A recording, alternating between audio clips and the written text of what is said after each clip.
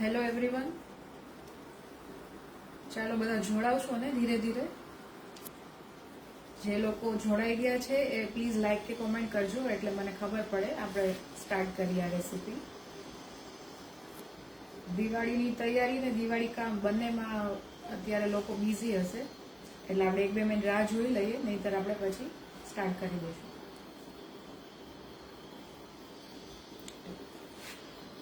ત્યાં સુધી આપણે જોઈ લઈએ આજે મેં અમૂલની કઈ કઈ વસ્તુઓ રાખી છે મારી પેન્ટ્રીમાં. ચલો આવો. લગભગ બધી એવી વસ્તુઓ કે જે આપણે રોજ ઉપયોગમાં જ લઈએ છીએ. રોજ ઉપયોગમાં એટલે હું કહું છું કે જો જમવાથી માંડીને બધી રીતે અમૂલનો અહીંયા લોટ લીધેલો છે, ઓર્ગેનિક લોટ છે. એની સાથે સાથે અમે દરરોજ સવારે દૂધમાં અમૂલનો પ્રો પાવડર પીએ છીએ. અમૂલની હલ્દી છે, અમૂલની શુગર છે, અમૂલનો મિલ્ક પાવડર, એની સાથે ચીઝ અને બાકી જે વસ્તુઓ કે આપણને બહુ જ પસંદ છે, અમૂલનો આઈસ્ક્રીમ, આ કસાટા ફ્લેવર છે, મીઠાઈ મેટ. દિવાળીમાં બહુ મીઠાઈ બનાવશું તો મીઠાઈ મેટ તો જોશે જ, અને સાથે ઘી અને બટર તો હોય જ છે. એના વગર તો કાંઈ થતું જ નથી આપણી રસોઈમાં. આ બધી પ્રોડક્ટ મેં આજે અહીંયા અમૂલની પેન્ટ્રીમાં રાખેલી છે. ચાલો, લોકો થોડા બિઝી લાગે છે તો આપણે રેસીપી સ્ટાર્ટ કરી દઈએ, કારણ કે ટાઈમ 5 વાગ્યાનો સ્લોટ છે મારો. તો મને પણ એમ છે કે 1-2 જણા જો જોઈન થાય તો આપણે રેસીપી સ્ટાર્ટ કરીએ. પણ લાગે છે કે 1-2 જણા જોઈન થઈ ગયા છે તો આજની આ રેસીપીને સ્ટાર્ટ કરી દઈએ. તો મારું નામ તાનિયા છે અને હું રાજકોટથી છું. આજે હું એક એવી સબ્જી બનાવવા જાઉં છું કે અત્યારે આપણને ઘણીવાર છે ને, હવે લેડીઝને રોજ એ જ પ્રશ્ન હોય કે રોજ કયું નવું શાક બનાવવું, કારણ કે એક ને એક વસ્તુ રોજ ખાઈને કંટાળી ગયા છે. અને એવી વસ્તુ કે જે ફટાફટ પણ બની જાય, ટેસ્ટી પણ છે અને થોડુંક રેસ્ટોરન્ટ જેવી પણ આપણને ફિલિંગ આપે. એટલા માટે હું આજે બનાવવાની છું સ્પાઇસી દહીં શિમલા મિર્ચ. બહુ એક એવી રેસીપી છે કે તમને જોઈને એમ થશે કે આ તો મેં ક્યાંક જોઈ છે, પણ હવે તમે જોઈ લીધા પછી એકવાર ટ્રાય જરૂર કરજો. તો ચાલો આપણે સ્ટાર્ટ કરી દઈએ. ઇન્ગ્રીડિયન્ટ્સમાં અહીંયા મેં 1 વાટકો ભરીને ઊભા સમાર્યા છે ઓનિયન્સને, અને સેમ એ જ રીતે તમારે શિમલા મિર્ચ એટલે કે કેપ્સિકમને ઊભું સમારવાનું છે. આમાં તમે જો ક્યાંય બી નથી એવી રીતે કાપજો, અને સાથે સાથે એકદમ ઊભા જ કાપજો. આપણે રેસ્ટોરન્ટ સ્ટાઇલ બનાવી છે એટલે આપણે ઊભા બીને સ્લાઇસીસની જેમ કટ કરીશું. સાથે અહીંયા મસાલામાં આપણે જોઈએ તો બધા આપણા દેશી મસાલા જે આપણે રોજ રસોઈમાં વાપરીએ છીએ એ જ યુઝ કરશું. સાથે સાથે અમૂલનું મેં મસ્તી દહીંનો કપ લીધેલો છે, થોડુંક દહીં આપણે યુઝ કરવાના છીએ. સાથે અમૂલનું બેસન 2 થી 3 ચમચી જેટલું બેસન લેશું. ગરમ મસાલો છે, જીરા સમારેલા મરચા છે, આ જિંજર ગાર્લિક પેસ્ટ છે. પેસ્ટની જગ્યાએ તમે ડાયરેક્ટ ખમણીને પણ નાખી શકો છો. અહીંયા મેં થોડાક આપણા જે દાણા છે ને પીસેલા છે, તમે ચાહો તો આખા પણ રાખી શકો છો, પણ મેં અહીંયા પીનટ્સને થોડાક અધકચરા જેવા ખાંડી દીધા છે. અને અહીંયા છે આપણી ધાણા જે આપણે ગાર્નિશિંગમાં યુઝ કરીશું, ને થોડું આમથું તેલ.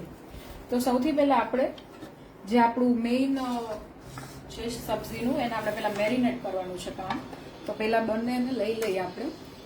તો ઓનિયન્સ લઈ લેશું મેરિનેટ એટલા માટે કારણ કે આપણે પછી સીધું એને જ્યારે સાતળશું ત્યારે એમાં ઉપરથી મસાલા એટલા નહીં નાખીએ, અત્યારે જ એમાં બધા મસાલા આપણે એડ કરી દઈશું. સૌથી પહેલા થોડું તેલ લેશું.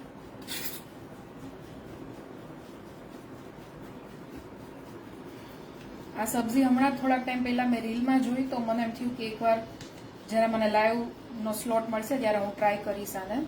અને ટ્રાય કર્યા પછી તમે પણ જોજો કે બહુ જ સરસ પણ બનશે અને બહુ ઝટપટ પણ બની જશે. તેલ તો મેં આમાં કરી લીધું છે. હવે આપણે મસાલા આપણા બધા નાખતા જઈએ. તો રૂટીન જે આપણા મસાલા છે એ જ રીતે નાખવાના છે. પહેલા મરચું નાખી લઈએ. બધી વસ્તુઓ સ્વાદ પ્રમાણે જેવી રીતે તમારા ઘરમાં ખવાય છે એ રીતે. ધાણા જીરું, ગરમ મસાલો પણ હું અત્યારે જ એડ કરી દઉં છું, પછી સબ્જીમાં નહીં નાખીએ. સાથે સાથે જિંજર ગાર્લિક પેસ્ટ થોડીક અત્યારે હું એડ કરું છું, અને થોડુંક આપણે પછી એડ કરીશું. સાથે મરચું, મીઠું,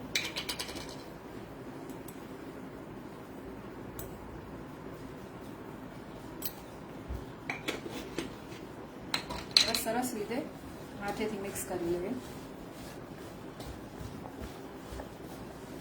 ઉપરથી નીચે સુધી દરેક જે આપણે સુધારેલી આપણું સબ્જી છે એને સરસ રીતે મિક્સ કરી લો. બધું મસાલા અત્યારે જ આમાં મિક્સ થઈ જવા જોઈએ. જો કાંઈ પણ ઓછું વધતું લાગે તો અત્યારે જ એડ કરી લેશું આપણે. સબ્જી સરસ મિક્સ થાય છે. હવે પીનટ્સને પણ હું અત્યારે જ આમાં એડ કરી દઉં છું. જ્યારે આપણે આને સાતળશું ને ત્યારે કેપ્સિકમ અને ડુંગળી બંને એકદમ પોચા થઈ જાય તો આ શાકમાં થોડુંક કંઈક ક્રન્ચી રહે, એટલા માટે આપણે પીનટનો યુઝ કરીએ છીએ. ઓપ્શનલ છે, તમે યુઝ કરી પણ શકો છો. જો તમને ક્રન્ચીનેસ જોતી હોય તો જરૂરથી એડ કરજો, કારણ કે એનાથી એક ટેસ્ટ છે ને એ થોડોક રિફ્રેશિંગ આવશે. નહીં તો બધું જ્યારે સતળાઈ જાય છે ત્યારે ગ્રેવીમાં બધું જ મેં જેમ કીધું એમ પોચું થઈ જાય છે. તો પીનટ્સ હશે થોડાક સતળાયા પછી પણ ક્રન્ચી જ રહેશે. સરસ રીતે મિક્સ કરી દીધું. બને ત્યાં સુધી હાથેથી જ કરો એટલે અંદર સુધી બધું જ મિક્સ થઈ જાય. જો સરસ રીતે બધું મિક્સ થઈ ગયું. જે કામ હાથ કરી શકે એ ચમચીથી કોઈ દિવસ નહીં થાય.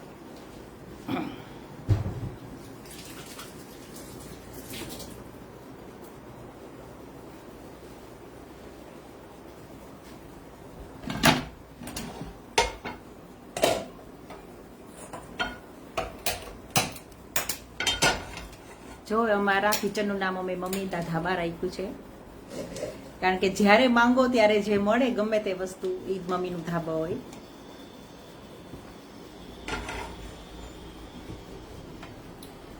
હવે આપણે સબ્જીનું મેરિનેશન તો થઈ ગયું, પણ હવે એને આપણે સાતળશું. તો સૌથી પહેલા પાનમાં થોડુંક તેલ લ્યો. ઓલરેડી આપણે મેરિનેશનમાં પણ તેલનો યુઝ કરેલો છે એટલે વધારે પડતું તેલ નહીં નાખીએ.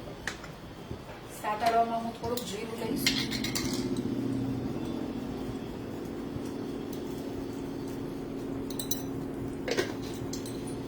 જીરું ફૂટે પછી જ આપણે એમાં મરચાં નાખશું અને જિંજર ગાર્લિક પેસ્ટ નાખશું.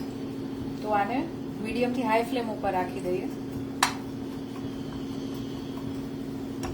અહીંયા મેં અમૂલના મસ્તી દહીંનો એટલે યુઝ કરેલો છે કે આમાં પાણી વગરનું દહીં હશે તો વધારે સરસ ગ્રેવી બનશે. તો મસ્તી દહીં છે એમાં પાણી નથી હોતું, એકદમ મલાઈ વાળું દહીં હોય છે. જો તમે ઘરનું પણ દહીં જો વાપરતા હો તો એમાંથી પાણીનો ભાગ દૂર કરજો, કારણ કે નહીંતર ગ્રેવીમાં પાણી વધારે થઈ જશે અને ઓલરેડી આ ગ્રેવી પતલી બનશે તો આપણે વધારે પતલી નથી કરવી. જીરું શેગા માંડ્યું છે એટલે હું હવે એમાં મરચાં નાખી દઉં છું.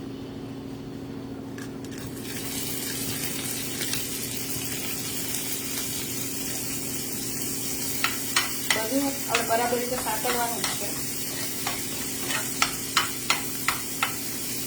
સાથે સાથે ધીમા ગેસ કરીને જિંજર ગાર્લિક પેસ્ટ નાખી દઉં છું. બાકી બચેલી છે એ બધી નાખી દઉં છું. તમે ડાયરેક્ટ સુધારીને પછી આમાં ડાયરેક્ટ નાખી શકો છો જો પેસ્ટ ના કરવી હોય તો.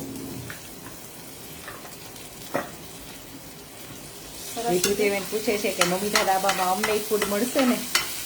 હા, બધાને મળશે, પણ એના માટે ઘરે આવવું પડશે. હા, બસ આજે બપોરે જ બધાને ઇન્વિટેશન આપ્યું છે મેં. ચાલો, સરસ રીતે આપણું મરચું પણ ફ્રાય થઈ ગયું છે. હવે હું સબ્જી નાખી દઉં છું.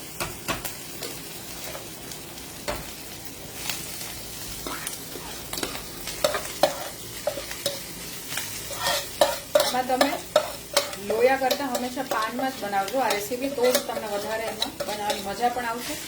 કારણ કે આમાં બધું આપણે સાતળવું છે તો આપણે ઊંડું વાસણ નહીં જોઈએ, પણ થોડુંક પોળું વાસણ જોશે. મસાલા ઓલરેડી જો નખાઈ જ ગયેલા છે, આપણા મેરિનેટ થઈ ગયું હતું, એટલે હવે ખાલી આપણે સાતળવું જ છે કે આ કેપ્સિકમ અને ડુંગળીની કચાશ થોડીક જતી રહે. એટલે પાછું હું ગેસને હાઈ ફ્લેમ ઉપર લઈ લઉં છું. થોડુંક તમને લાગે કે હવે પાણી છૂટવા માંડ્યું છે ત્યારે આપણે નેક્સ્ટ પ્રોસેસ ઉપર આગળ વધશું.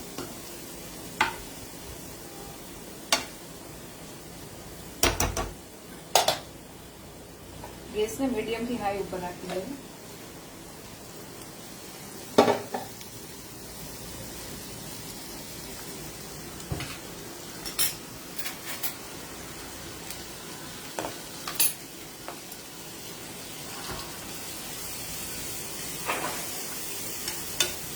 વચ્ચે વચ્ચે થોડુંક ચલાવતા રહીએ એટલે ઉપર નીચે જેમ થશે સબ્જી બધી સરસ રીતે સતડાઈ જશે. તો જો કે ડુંગળી ને કેપ્સિકમ બંનેને એટલી વાર નથી લાગતી, એટલે તો મેં પહેલા જ શરૂઆતમાં કીધું કે બહુ જલ્દી બની જાય એવી સબ્જી. અને ઘણીવાર એવું થાય કે આપણે એકની એક સબ્જી ખાઈને કંટાળી ગયા છે, તો કાંઈક નવું આપણા મેનુમાં એડ કરીએ તો પણ મજા આવી જાય. જો બહુ જલ્દી બનાવી હોય તો આવી રીતે ઊભા સ્લાઇસીસ ચોપ નહીં કરીને તમે ફટાફટ જેમ નોર્મલ આપણે કરીએ છીએ એવી રીતે પણ કરી નાખશો તો પણ ટેસ્ટ તો એ જ આવશે, પણ આ તો તમને દેખાવામાં વધારે આ રીતે સારું લાગશે, રેસ્ટોરન્ટ જેવું લાગશે. એટલે થોડુંક થોડુંક પાણી છૂટવા માંડ્યું છે એટલે હું બેસન એડ કરું છું.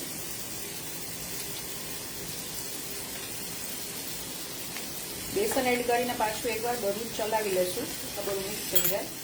બેસન એટલા માટે કે આને બાઇન્ડ સરસ રીતે કરશે, બાકી સબ્જી તમને થોડીક જેમ મેં કીધું એમ દહીં નાખીએ ને એટલે થોડુંક પાણીવાળો ભાગ તો રહી જ જાય સબ્જીમાં. અને જે કાંઈ પણ મેરિનેટ કરેલા મસાલા છે એ બેસનથી સરસ બાઇન્ડ થઈ જશે.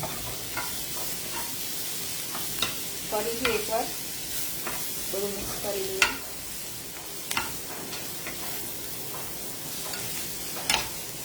હવે પાછી જેટલું બચેલું બેસન છે એ નાખી દઈશું.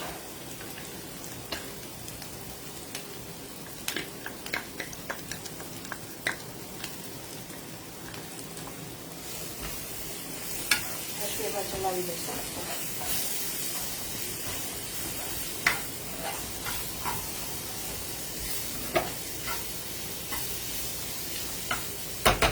હવે સાથે સાથે જ આપણે એમાં દહીં એડ કરી દઈએ.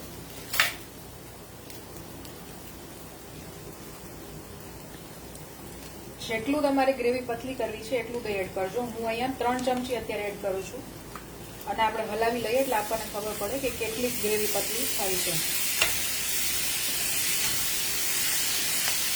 આમાં વધારે પડતો પાણીનો ભાગ નથી હોતો, એકદમ તમને મલાઈદાર જ દહીં મળે છે, એટલે આનાથી ગ્રેવી બહુ પતલી નહીં થાય. તમે જુઓ દહીંમાં એડ કર્યું તો પણ પાણીવાળો ભાગ ક્યાંય જ નથી દેખાતો.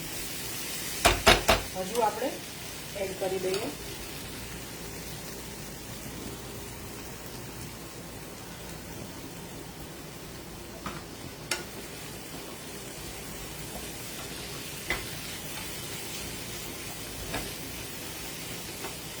આ સ્ટેપ કરીને એકવાર પાછું ચાખી લેજો કે જો તમને લાગે કે હજુ થોડુંક તીખું કરવું છે કે થોડુંક મીઠું, કારણ કે વચ્ચે આપણે મેરિનેટ કર્યા પછી ક્યાંય પણ મસાલા નથી નાખ્યા, તો આ સ્ટેજ પછી એકવાર ટેસ્ટ કરી લેવાનું. તો સરસ રીતે મિક્સ થઈ ગયું બધું. જરાક ચાખી લેશું એટલે આપણને ખબર પડે. થોડુંક મીઠું નાખીએ.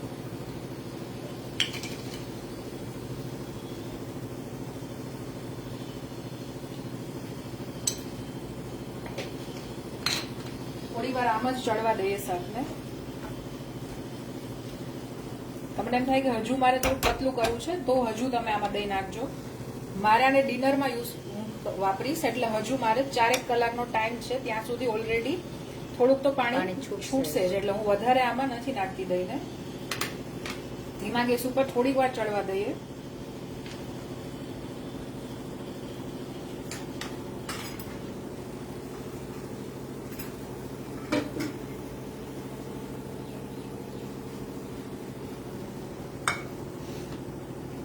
શાક જ્યારે ચડે છે ત્યારે સાથે સાથે એમાં ઉપરથી થોડા કોથમરી ધાણા નાખી દઈએ.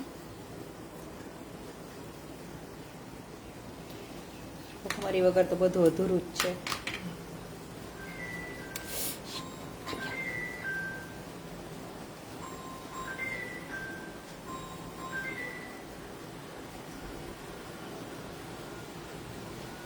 ચાલો હવે આપણે એને બાઉલમાં નીકાળી દઈએ.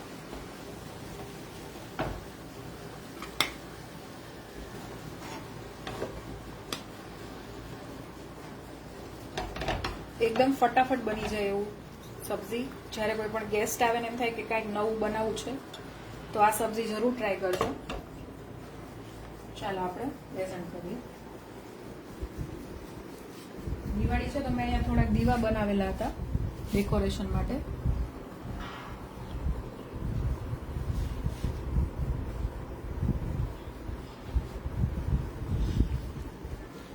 તો કેવી લાગી તમને આજની આ રેસીપી જરૂરથી કોમેન્ટમાં કહેજો અને કાંઈ પણ એમાં સજેશન હોય તો પણ જરૂર લખજો અને આવા જ નવી નવી રેસીપીના વિડીયોઝ જોવા માટે અમૂલ ગુજરાતીના પેજને ફોલો કરજો અને સાથે અમને આવી નવી નવી ઓપોર્ચ્યુનિટી આપવા માટે અમૂલ ગુજરાતીની ટીમનો હું ખૂબ ખૂબ ધન્યવાદ કરું છું કે અત્યારે તહેવારના ટાઈમમાં પણ મને કંઈક નવી રેસીપી તમારા સુધી પહોંચાડવાનો આ એક મોકો મળ્યો અને આવી જ બધી રેસીપીને જોવા માટે અમૂલ ગુજરાતીના પેજને ફોલો કરજો.